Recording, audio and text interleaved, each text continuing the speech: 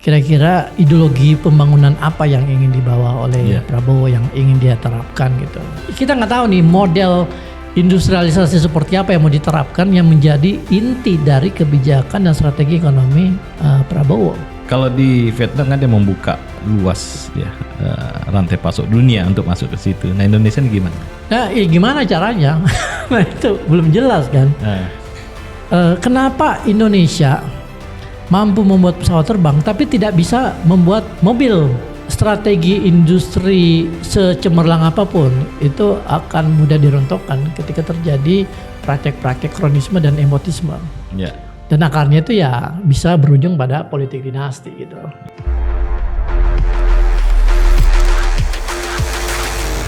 Halo sahabat OMB, obrolan mulai kembali.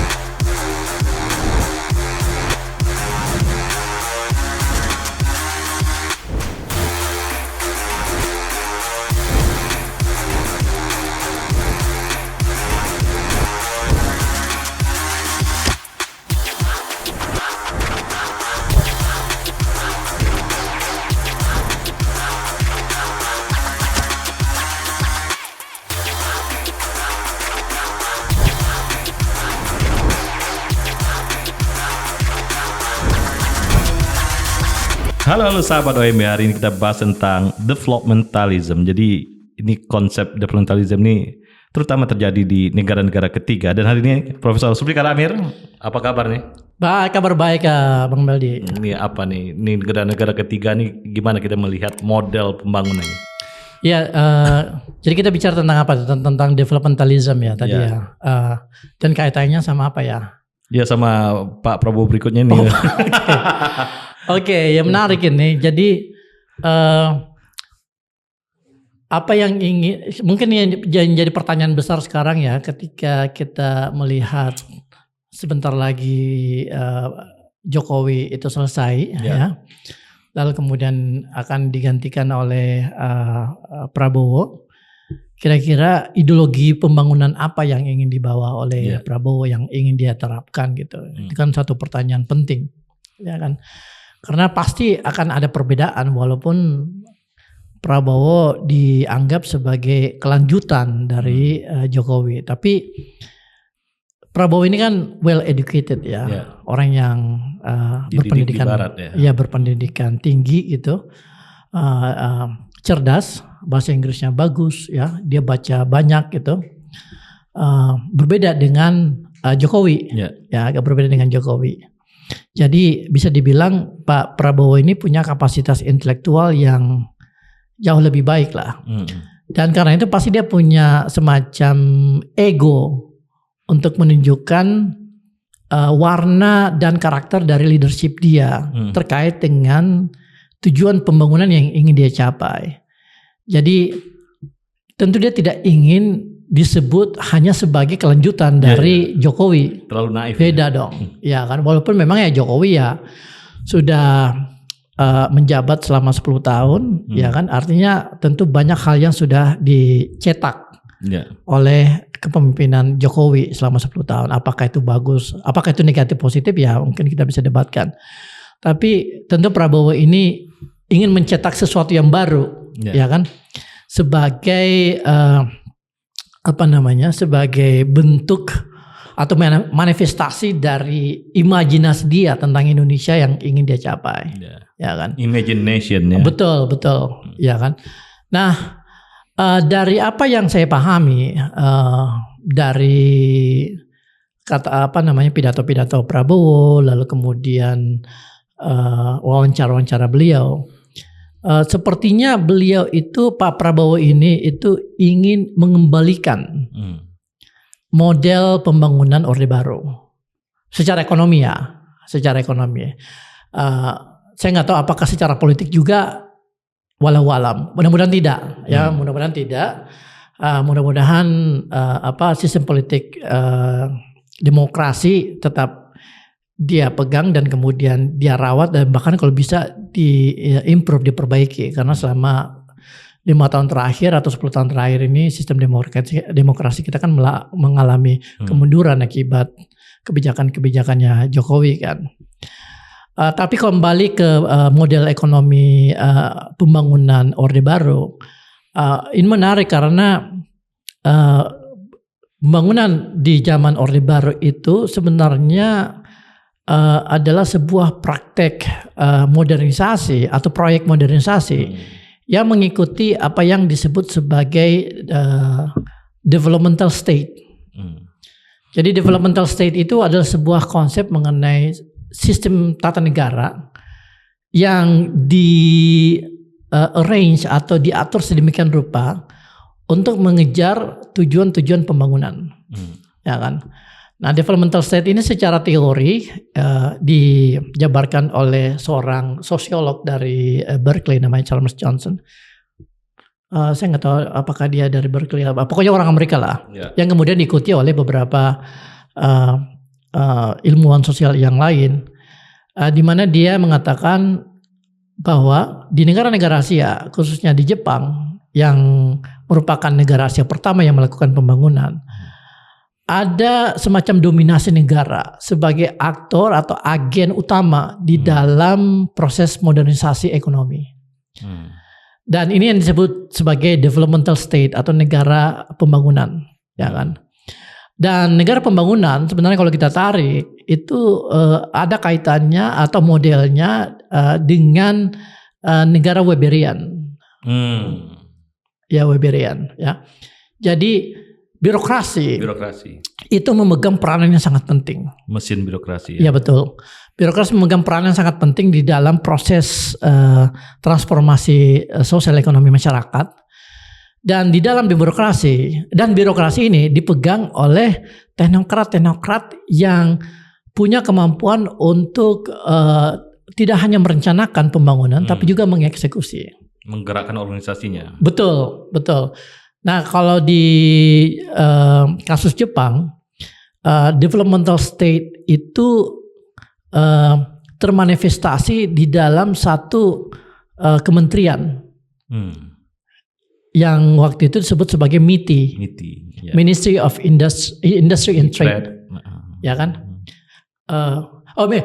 MITI ya, Ministry of Trade and Industry. Ada satu lagi I-nya ya. Oh ya. Ya, MITI ya. Yang kemudian akhirnya diikuti oleh negara-negara lain, termasuk Singapura, termasuk Korea Selatan dan sebagainya.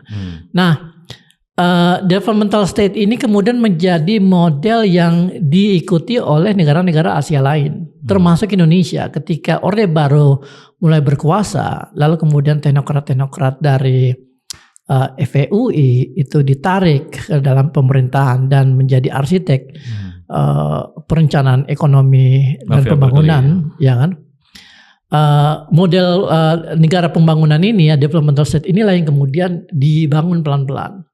Dan waktu itu developmental state di era Orde Baru itu termanifestasi di dalam satu lembaga. Bisa tebak lembaga apa itu? Bappenas. Mantap.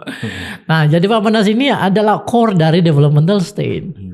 Ya kan, yang kemudian akhirnya pasca reformasi mengalami perubahan dan akhirnya kehilangan otoritas secara signifikan gitu ya. Tapi kalau kembali lagi ke situ, kita lihat bahwa developmental state di era Orde Baru itu berjalan dengan sangat efektif, ya kan? Karena Bappenas ini memiliki otoritas yang penuh, tidak hanya merencanakan, tapi juga menentukan budgeting, ya kan? Yang pasca reformasi itu ditarik ke Kementerian Keuangan, ya kan? Nah, saya kira Pak Prabowo itu akan mencoba mengembalikan developmental state ini, ya kan? Cuma saya nggak tahu modelnya seperti apa. Kita nggak tahu. Kita belum pernah dengar jabaran secara teknis dari orang-orang yang sedang menyusun rencana pembangunan, rencana ekonominya Prabowo. Tapi kalau kita lihat, ya kalau saya pahami dari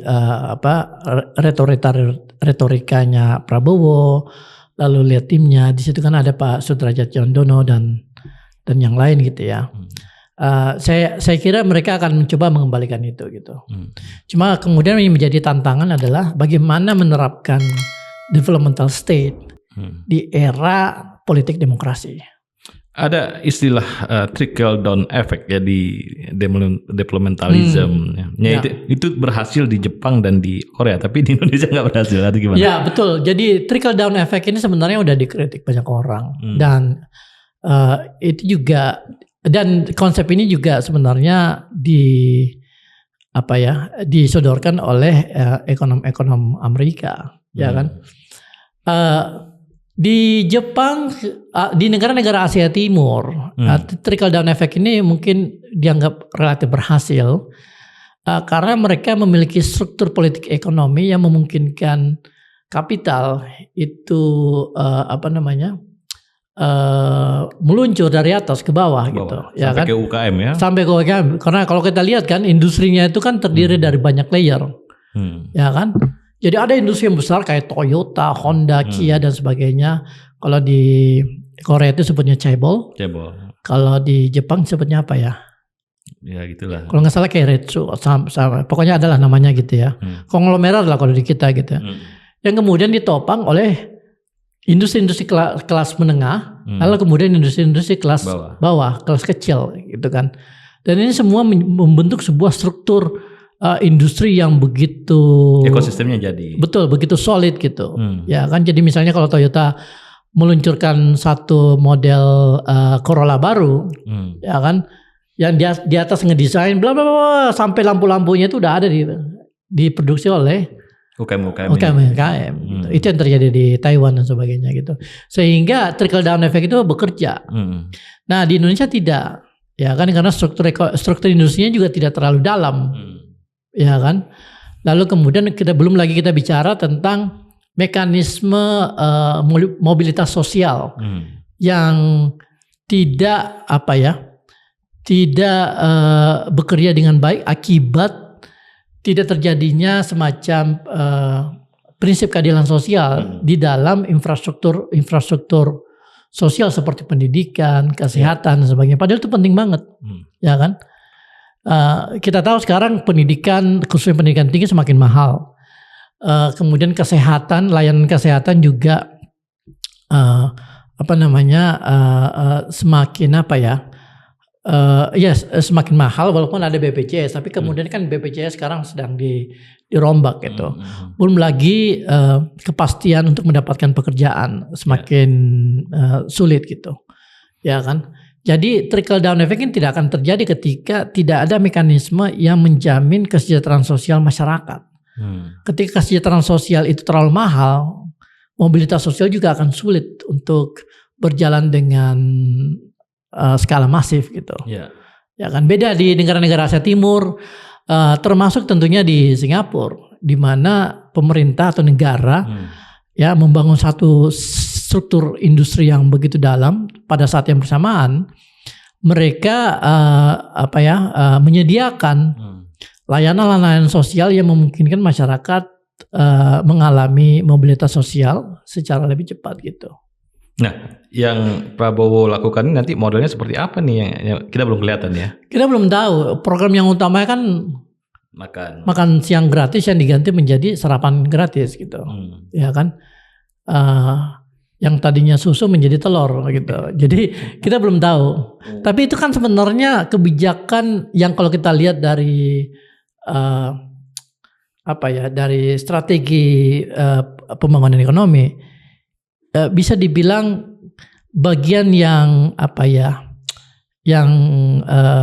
sifatnya itu tidak terlalu instrumental gitu. Ya mungkin katanya untuk mengurangi stunting dan sebagainya gitu ya.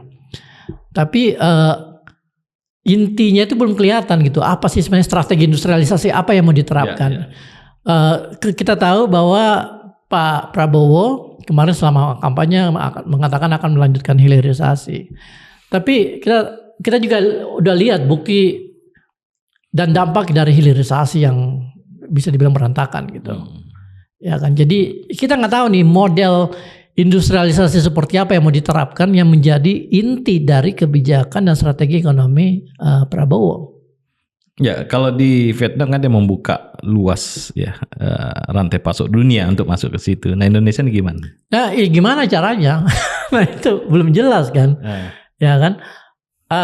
Artinya kalau misalnya dia mau mencapai itu, tentu harus ada reformasi besar-besaran di dalam struktur industri kita, ya kan. Belum lagi kita bicara tentang akses terhadap modal, lalu kemudian akses ke pasar dan sebagainya gitu. Nah itu yang belum jelas, ya. Tapi bahwa dia ingin mengembalikan model developmental state atau negara pembangunan itu sepertinya bagian dari master plan dia gitu. Kita lihat kalau Kijang kerjasama Indonesia Jepang kan berjalan dengan baik ya, sampai sekarang juga masih terlihat ini pola industrialisasi kerjasama Indonesia Jepang, walaupun teknologi transportnya ya sedikit tidak jalan sebenarnya. Iya. Ini gimana kita lihat? Belum ada semacam penjelasan detail mengenai teknologi transfer yang ingin dicapai oleh Pak Prabowo. Tapi kita tahu dia sering banget bilang, nanti kalau saya jadi presiden kita akan bikin segalanya, ya kan. Kita bikin arloji buatan Indonesia, kita akan bikin mobil buatan Indonesia, kita akan bikin truk buatan Indonesia gitu. Ya itu bagus, ya kan. Artinya itu akan menggenjot industri manufaktur kita untuk kembali ke titik awal di mana kita di mana sektor manufaktur itu memberi kontribusi di atas 20% dari total GDP, ya kan. Cuma kan the devil is in details gitu. Gimana gitu caranya gitu. Ya kan, institusi kebijakannya seperti apa, lalu kemudian strateginya seperti apa, institusinya atau lembaganya yang mana, ya, dan bentuk-bentuk insentif yang akan dikeluarkan itu bagaimana gitu. Iya. Jadi banyak gitu pertanyaan-pertanyaan detail yang penting untuk diketahui supaya kita bisa sedikit kok yakin gitu bahwa ternyata Prabowo punya sebuah rencana yang patut didukung gitu. Ya. Nah, karakter pengusaha kita ya lebih ke pedagang daripada industriawan, ini gimana melihatnya ini? Ngegeser ya dari pola dagang menjadi seorang industriawan. Iya, sebenarnya kalau kita lihat tidak banyak perubahan yang meaningful kan, kalau dalam hal peran dari pengusaha-pengusaha, khususnya pengusaha skala besar di dalam mendorong perubahan struktur ekonomi kita gitu. Indonesia itu masih mengandalkan sektor ekonomi ekstraktif. Ya, sebagai driver dari pertumbuhan ekonomi, ya kan, sawit, nikel, batu bara, ya kan. Program-program hilirisasi yang dilakukan oleh Jokowi pun juga belum menunjukkan hasil yang memuaskan gitu. Cuma retorika aja. Kita melakukan hilirisasi pertanian, hilirisasi ini, hilirisasi nikel aja belum jelas kapan nih baterainya muncul, kapan nih kita mampu membuat baterai sendiri gitu, ya kan. Keburu habis gitu nikelnya gitu. Ya kan. Nah, kita nggak tahu. Di sisi lain, pengusaha-pengusaha kita khususnya skala menengah dan besar itu sepertinya enggan untuk masuk ke sektor yang menuntut mereka melakukan inovasi.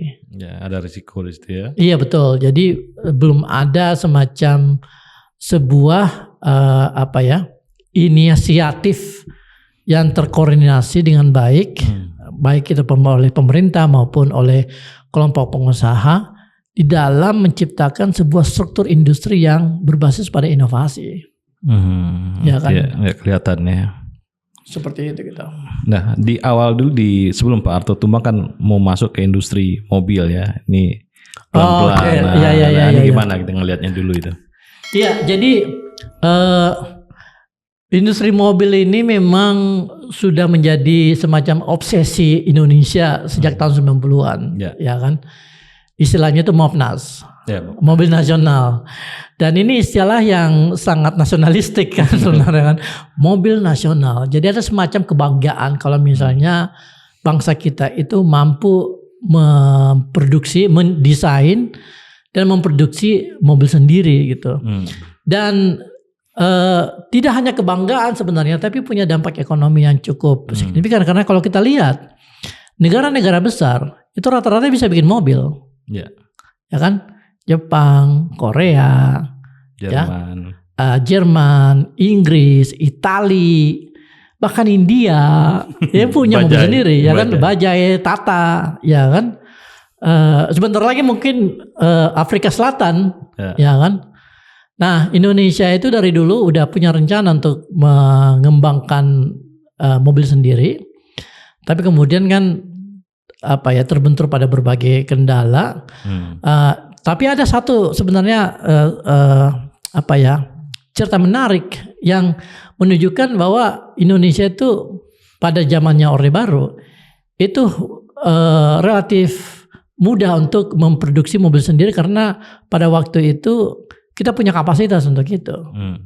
Dan salah satu proyek Mopnas yang relatif berhasil sampai tahap prototype yang bisa dikatakan sebagai bisa dikatakan sebagai 100% desain bangsa Indonesia yaitu proyek Maleo. Oke, Bimantara ya, apa? Maleo itu Habibie. Habibie. Oh iya Habibie. Iya, jadi gini, pernah lihat nggak di sana? Nggak pernah sih. Keren banget.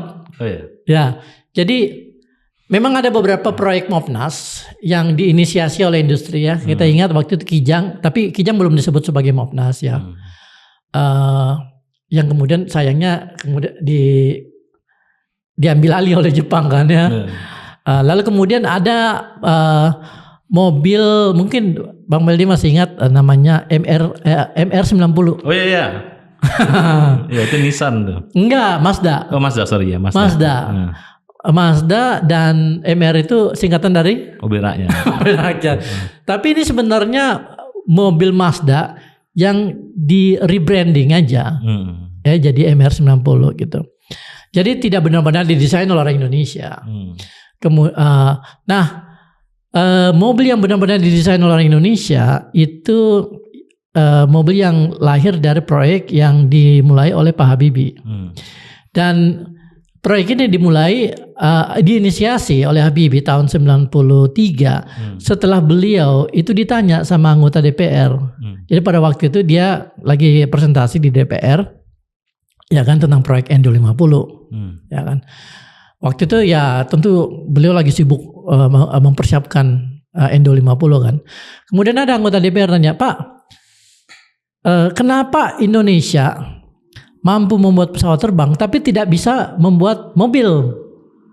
Ya kan? Sementara Malaysia waktu itu Proton ya itu sudah mampu membuat mobil sendiri. Kapan nih kita bisa punya mobil nasional? Ya kan? Kata Pak Habibie, bisa kita bikin nanti. Direspon lah, muncullah kemudian proyek yang Pak Habibie sebut sebagai proyek Maleo. Maleo itu nama burung yang langka di Sulawesi. Ya. Nah selama 2 tahun dia siapkan dan dia kerjasama dengan beberapa vendor dari luar dan dia melibatkan engineer dan desainer itu dari IPTN dan Pindad. Lalu rencananya nanti akan diproduksi oleh BUMN strategis. Jadi kapasitas produksi kita waktu itu cukup untuk memproduksi mobil sendiri. Jadi materialnya dari Krakatau Steel, lalu kemudian nanti ada proses manufacturingnya di setengahnya di IPTN, setengahnya lagi di mana di Pindad, lalu kemudian di PT PAL dan sebagainya gitu kan. Dan akhirnya dia bekerja sama, proyek Maleo ini bekerja sama sebuah perusahaan desain di Melbourne dan Habibie waktu itu melalui BPIS mengirim beberapa engineer dan desainer dari IPTN untuk mengerjakan proyek ini di sana gitu. Dan akhirnya selesai. Dan desainnya itu keren, nanti ini ya dipasang ininya gambarnya ya di video ini gitu. Dan rencananya tadinya itu akan diluncurkan tanggal 17 Agustus 1995 sebagai kado 50 tahun Indonesia Merdeka. Jadi waktu itu Pak Habibie sudah menyiapkan 4 kado. Ya. Pertama itu Endo 50, Kedua itu ada produk PT PAL, saya lupa namanya apa waktu itu. Kapal, ya. Kapal ya. Ketiga itu kereta. Inka yang waktu itu ada JB 250. Jakarta Bandung 2,5 jam. Sama JS 650 kalau nggak salah ya. Jakarta Surabaya 6 atau 7 jam gitu. Nah, kado yang lainnya itu adalah mobil Maleo. Ya. Dan desainnya udah jadi, udah bikin prototipe, ada 3 warna, merah, kuning, hijau, sesuai dengan warna partai politik waktu itu.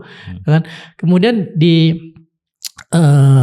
disodorin ke Pak Soeharto untuk diresmikan. Nah, ketika Pak Habibie datang menghadap Pak Soeharto untuk melapor bahwa Maleo sudah siap diluncurkan, Pak Soeharto bilang, tolong ini ditunda dulu. Karena ini ya. Ya kan? Kenapa Pak? Kata Pak Habibie. Kebetulan ini Tommy lagi ada proyek juga, jadi ini ditunda dulu.